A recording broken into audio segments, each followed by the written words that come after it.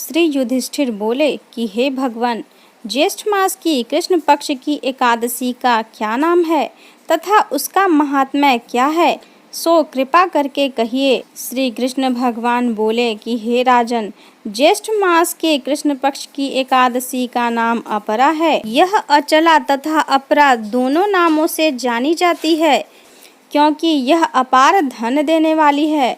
यह पुण्यों को देने वाली और पापों को नष्ट करने वाली है।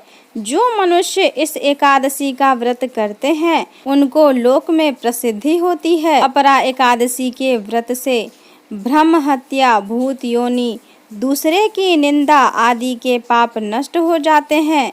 इसके व्रत से पर स्त्री के साथ भोग करने वालों के पाप नष्ट हो जाते हैं।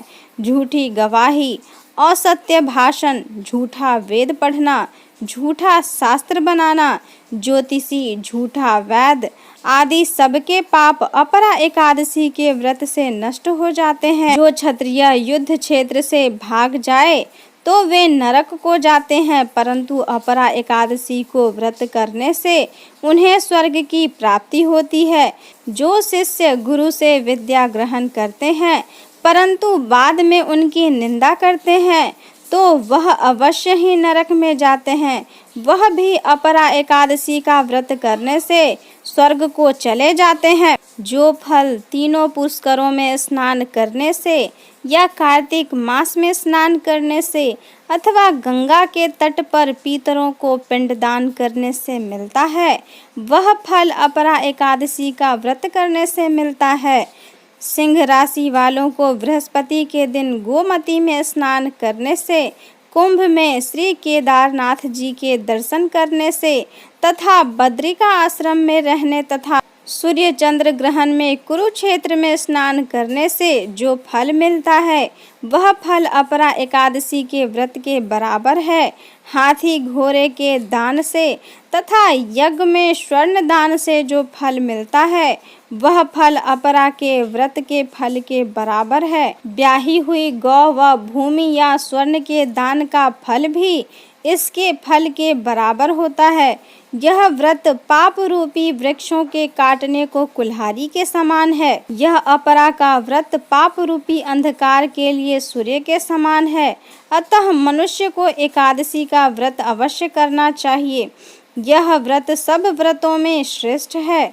अपरा एकादशी के दिन भक्ति पूर्वक विष्णु भगवान का पूजन करना चाहिए, जिससे अंत में विष्णु पद की प्राप्ति होती है। इस व्रत के करने से ब्रह्म हत्या, पर निंदा, भूत योनि जैसे निष्कृष्ट कर्मों से छुटकारा मिल जाता है। इसके करने से कीर्ति, पुण्य तथा धन में अभिवृद्धि होती है।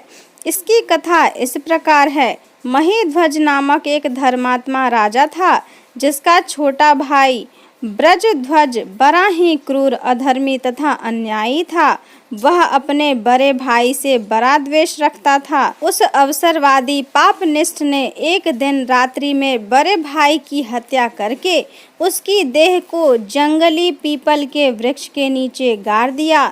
मृत्यु के उपरांत वह राजा प्रेत आत्मा के रूप में पीपल वृक्ष से अनेक उत्पात करने लगा। अकस्मात एक दिन धौम्य नामक ऋषि उधर से गुजरे। उन्होंने तपोबल से प्रेत का उत्पात कारण तथा जीवन वृतांत समझा। ऋषि ने प्रसन्न होकर उस प्रेत को पीपल वृक्ष से उतारा तथा परलोक विद्या का उपदेश दिया।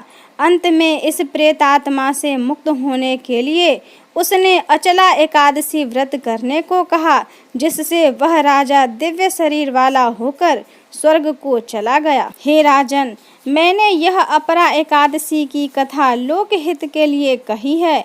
इसके पढ़ने व सुनने से समस्त पाप नष्ट हो जाते हैं।